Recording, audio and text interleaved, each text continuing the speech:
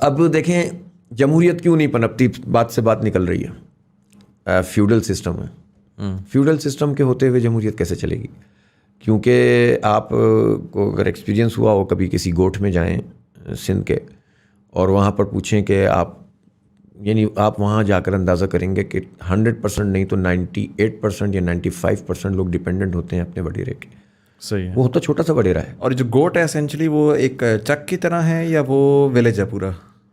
چھوٹے بڑے سبھی ہیں, گوٹھ ہی کہتے ہیں وہاں پر. یعنی یہاں پر چک کا کانسیپٹ ہے, لیکن یہاں تھوڑے سے بڑے بھی گاؤں ہوتے ہیں, لیکن چھوٹے چھوٹے بھی ہیں, تھوڑے سے بڑے بھی ہوتے ہیں, لیکن اس کا کانسیپٹ ہے. اور وہ وڈیرا جو اگر شہر کے اندر اس کی اگر پوری ویلتھ کو دیکھیں گے تو وہ کسی مڈل کلاس آدمی کے برابر بھی اگر ہوگی تو اس کو لیکن سماجی اعتبار سے وہ فوقیت حاصل ہے کہ نعوذ باللہ اس کو لوگ خدا کا درجہ دیتے ہیں. اچھا, مطلب بہت غلط بات ہے.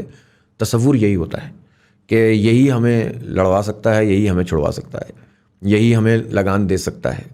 یعنی جو محنت اور جو مزدوری مزارے کرتے ہیں یا کسان کرتے ہیں, ہاری جسے کہتے ہیں وہاں, وہ اپنی مزدوری کے مطابق اس سے پیسے بھی نہیں لے سکتے, اس لیے کہ جو حساب کتاب کرنے والا ان کا منشی ہوتا ہے, سال کے اختتام پہ جب وہ حساب کتاب بناتا ہے تو تقریباً ہر ہاری کے اوپر پیسے لگا دیتا ہے کہ تمہارے ذمے اتنے, تمہارے ذمے اتنے, تو اچھا چلو ٹھیک ہے تمہیں ہم پھر بھی یہ دے دیتے ہیں. تو وہ اس کو اس طرح سے اس کا جو ہے نا استحصال کرتا ہے, سائیکولوجیکلی کرتا ہے. شادیاں اپنی مرضی سے نہیں کر سکتے اپنے بچے بچیوں کی, تو وہ چھوٹا وڈیرا بھی جو ہے نا سماجی اعتبار سے اس کی طاقت بہت زیادہ ہوتی ہے. یہ چھوٹے وڈیرے بڑے وڈیروں کے ساتھ الائنس میں ہوتے ہیں, اور یہ بڑے وڈیرے یا تو اسٹیبلشمنٹ یا پولیٹیکل پارٹیز کے ساتھ ایسوسیٹیڈ ہوتے ہیں. یہ ٹوٹل جمہوریت ہے. تو اس طرح تو جمہوریت نہیں پنپ سکتی.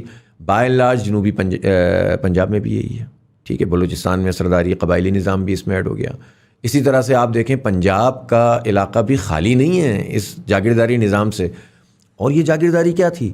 یہ جاگیردار میں زیادہ تر وہ لوگ ہیں جن کو انگریزوں نے وہ پتہ نہیں کون سا 1841 کا کوئی ایکٹ تھا, کولونائزیشن ایکٹ, اس کے تحت زمینیں دی تھیں. بعض کو تو اس طرح دی تھیں گھوڑا دوڑاؤ اتنی دیر میں, جتنی دیر تک گھوڑا سفر کرے گا زمین تمہاری. راجواڑے بنا دیے, اور اس سے لوگ چند ہزار فوج سے انہوں نے پورے برصغیر کو کنٹرول کیا تھا. ان کے تسلسل میں یہ جاگیردار آج ہمارے سروں پہ مسلط ہیں, اور ہر پارٹی میں ان کی بہت بنیادی اہمیت ہے. ادھر چلے جاتے ہیں یہ پارٹی مضبوط ہو جاتی ہے, ادھر چلے جاتے ہیں یہ پارٹی, تو جمہوریت نہیں پنپ رہی ہے.